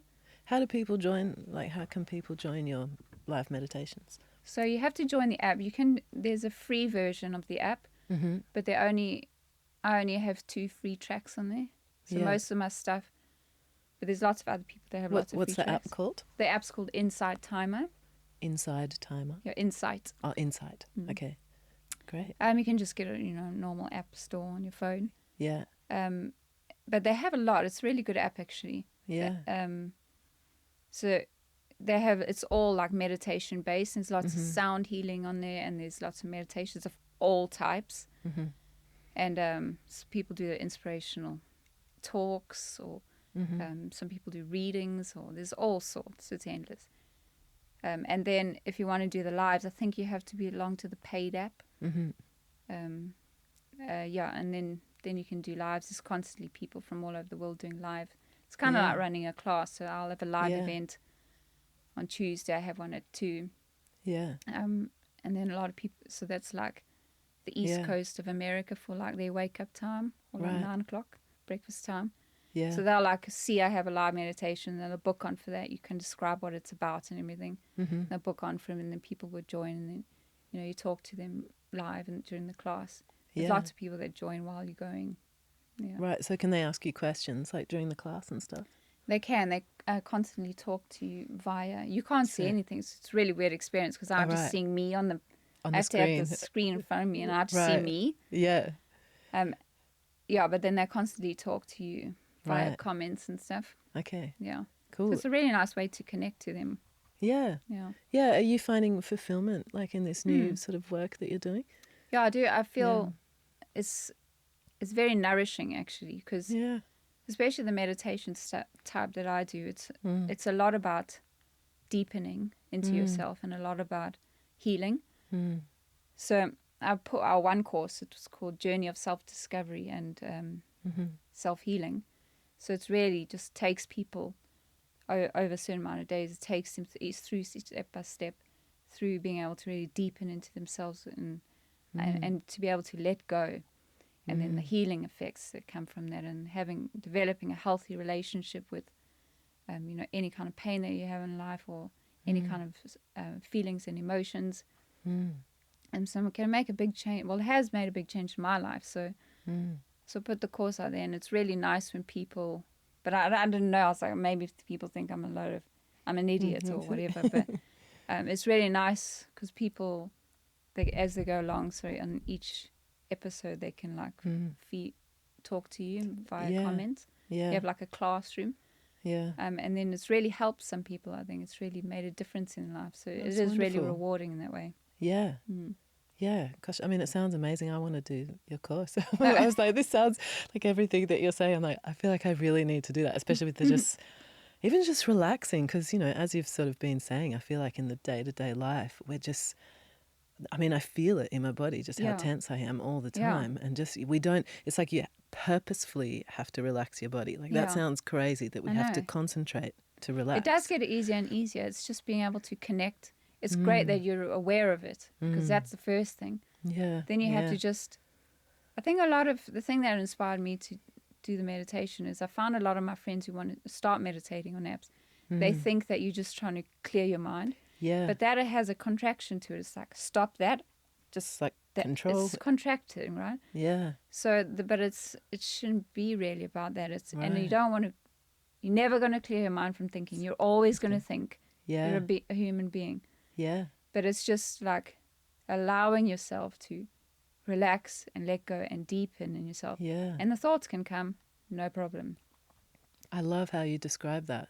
Yeah. Honestly, it is, because I would say the same. I definitely always have thought of meditation as like you've got to you've got to be this like Zen warrior that Yeah, has no, no it's not thoughts. that. And, like, It does become after unattainable. a long time. Yeah. Yeah, exactly. Yeah. It's quite it's not impossible, but Yeah. it But would you're take human. many years or many lifetimes to be able to be really good at it. Yeah. But even in my lifetime, I've really been able to. It becomes easier and easier. So now I'm very aware of any contraction that I have in my body, and I can really easily let it go at a very subtle level before it comes gross. Yeah. Obviously, I'm in a stressful situation, then you get more contraction, and it becomes stress because Yeah. I'm not enlightened, am I? I'm just a human being trying. Yeah. But yeah, you do become more connected to it, and it becomes more in your life. But it does take lots of time and lots of practice. So Yeah. Yeah, for sure. But it sounds so rewarding. Like, yeah, it sounds amazing. yeah, it is Yeah. good. I love it. Yeah. It was really good. Awesome. So I've just got a few more questions for you. And I know this is a big one, but do you have any regrets? In my life, this I actually don't. That you want to divulge, maybe I should add to the rest I of actually it. don't have any regrets. The only thing Really? I'd say, Yeah. and this is not even important, Mm. I really wish, it's not even really a regret, but I really wish that in my life of sport, that I was less bothered about boys. Really? Sounds so stupid. It probably not made that much As in difference dating in my life. boys, or But like or- I always, whenever I wanted to date a guy, it was always, because I get like really passionate about one thing. yeah, And that becomes my whole life, whatever it may be. yeah, And so like I've never dated anyone that's out of that, whatever I'm doing, because that's Right. like my thing. they have so to like, be, otherwise yeah, if they you don't don't fit exist. in, then fuck Yeah, off. But yeah, sometimes like in my fight career, it actually bugged my fight career up because because you were distracted. by... distracted, and so I always, well, like date a couple girls. That guy that I told you that I really fell in love with. I Yeah, was really young and crazy in love with him. He didn't speak any English, right. but it was more like fun. But Yeah, yeah, maybe I just could have done with concentrating on sport more. And yeah, in the end, when I lived in Bangkok in that big gym, I was dating like the superstar of the gym, and it Right. just became really complicated. yeah, And in the end, it actually just like that's at that time the film work came to me. So it was like a good out because I was just not having a good time, and I had some world championship fights lined up, but I had to say no because I couldn't train. It just got like just drags it out. Like if you want to Yeah. be a professional sports person, you need to be single. yeah. Yeah. Yeah. So Other than that, I'd say taking the Resident Evil job. yeah, Could have that's a done big without that. one. But Yeah. who knows? Maybe who knows where you'd be. Wouldn't it? Yeah, yeah. It all Yeah. plays its part, doesn't it, in who Yeah. you are now? Yeah. Yeah. So on that note, you're recently divorced. Is that right? I've separated. of separated. course, yeah. Yeah.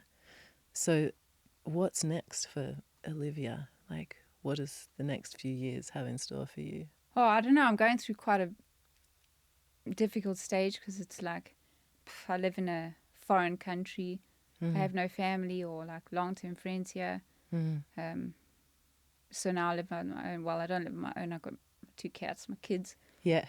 Um, What kind of cats do you have? I got Maine Coons. Oh, my They're daughters are obsessed. Like, they keep bugging us for They are them. literally like, I don't know if they're cats or not, but they got cat bodies. But Yeah. they're fucking amazing. Are they the like bodyguards? They're just like, oh God, they wish they could be bodyguards. They are Yeah. literally the gentlest, Yeah. cuddliest, most loving fucking animals, let alone cats. And they're big Yeah. and fluffy and soft. Oh, they're just so good. 2 little angels. Yeah. Yeah. And they just want to be loved on all the time. It's great. That's amazing. But yeah, so I'm just going through like quite a change because so now I'm on my own, so I need to try and be independent. So obviously I depended on my husband for many years, and he was really supportive that way. But now I'm on my own, and he is still helping me while I go through the transition. But I really need to try and be independent. So I've started teaching meditation, which is rewarding in itself. So it is something that was good for me to do. And I'm doing the sound therapy. I'm still studying the sound therapy, but practicing a little bit as well. Yeah. And then in September, I start a 4-year course. I'm going to be a psychotherapist. That's amazing. Yeah, so it's all just kind of coming towards somewhere, but Yeah. just in a bit of a transition stage at the moment. Yeah. Yeah. Oh, it's exciting. You know, I've just come out of 5-6 years of study. And right. I'm thinking of doing a doctorate. Like, I love study, so, but, Yeah. you know, I'm excited for you because I think studying's the best. Yeah. Like, just, you know, So the this research. is like, and, it's called core process psychotherapy. So it's actually Buddhist based. mm-hmm. And I got really inspired to do it on a meditation retreat because my meditation teacher, my Buddhist teacher, he's a psychotherapist. Mm-hmm. He's like a Jungian psychotherapist, and which is very, very close to the type of Buddhism that I am, Vajrayana. Okay. It's basically pretty much the same thing, Right. just explained in different ways. So that really inspired me to want to be a psychotherapist. So I want to do it at this specific place because it is that way. It's based in your body, and it's about the same that I explained with the meditation. It's about allowing people to heal within themselves. Yeah. Yeah. That's amazing. Yeah. And so one or two more questions. What advice would you give to someone wanting to get into stunts? If someone wanted to get into stunts, I would advise them, or if they do ask me and I do advise them, I always say, first of all, if you don't do it, you need to do a martial art. Especially if you're in England, you have to have a brown belt martial arts of some sort or similar level. And martial arts is a really good way you use it a lot anyway. It's your bread and butter, and you know a lot about timing and distance and everything. And you're constantly having to do reactions or do fights with groups or be the stunt double or whatever. So that's a really important part of being a stunt performer. But some people don't do martial arts. But I would always advise it. And then I would always advise people to do as much as they can, you know. If you're in the UK and you need to be on register, you have to do certain things anyway.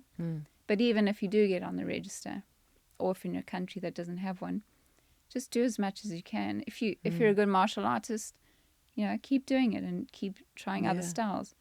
Do gymnastics. Gymnastics is amazing for stunts. Really, really good control of your body, and you get awareness of your body through the air and timing and distance with them. Try some horse riding. Do that. Be good at as many things as you can. Yeah. Yeah. And be open to it too, I suppose, because like you said before, you never know what you're going to get asked to do from one movie to another. But I guess it's also a little bit of like, you can either be, I don't know what the saying is, but you can be average at lots of things or really good at one thing. Yeah. So you don't want to like do one day of horse riding and then do one day of gymnastics. Like, it's not really going to help. You kind of really need to get dedicated to something and start to develop that and be good with it. Yeah. And then just bring in lots of different stuff. Yeah. But maybe be good at several things, like have a few tools in your... It is really handy. Yeah.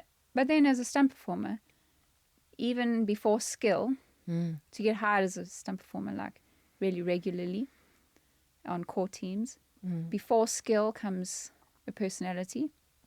Because you're with people many hours of a day, like, I don't know, 15-hour days. Yeah. And you're working hard and it becomes really stressful a lot of the time. So what a lot of stunt coordinators are picking the teams, what they really want is somebody that they resonate with and somebody that they ask, could you go to get the mats? They'll just go and get the mats. Yeah. There's a lot of stunt performers, especially now, that are like, oh, it's my right not to get the mats. Yeah, it's not my job. Like, Yeah. I'm on my tea break. Like, people really just want hard workers. Yeah. You need to be prepared to work hard. And, and then also and nice to be around. Yeah. You could be really skilled, but maybe you're a bit lazy and you're just a bit of a grump to be around. And nobody really wants to hire you. Yeah, you won't get booked again. Yeah. I think that's really important for anyone watching or listening who wants to get in stunts. No, it's true, because it's the same across all entertainment, same in music, same in dance. Like, there's only so much attitude that people will put up with, like, and you have to have the skill to back it up, for starters. But there's also someone else who has your skill who doesn't have all the attitude, so all right, so what's the final question? What do you still want to sort of achieve in your life, whether physically or emotionally or career, or do you have like, or maybe you just go with the flow like you always have? I was going to say, oh shit, I'm not a gold scar. Yeah. You know, this is going to sound, I don't know if it sounds standard or not, but after I went to India, I had so many like dreams, and I reached a point when I was probably like 30, early 30s, 32 maybe, something like. I actually said to myself the one time, I was like, you know what, if I die now, I'd actually be super satisfied because I've done everything in my life that was a real dream of mine. Right. I lived a fucking great life in my 20s and 30s. Like I was so free and independent and doing everything in my life that I really wanted to do. Mm-hmm. So it's not like I'm just plodding along now and don't have any goals. They've changed, but yeah, I'm quite satisfied with everything I've done in my life. But I think from now on, I just want to, first of all, live a quiet life. Yeah. Like, I honestly can't. I with your cats. physically can't go partying anymore. I can't Yeah. stand up at a bar or Yeah. sit in uncomfortable chairs. So that's totally out of it, which is a bit boring because I do still like a party. But Right. and I can't drink alcohol with my neuropathic painkillers. Right.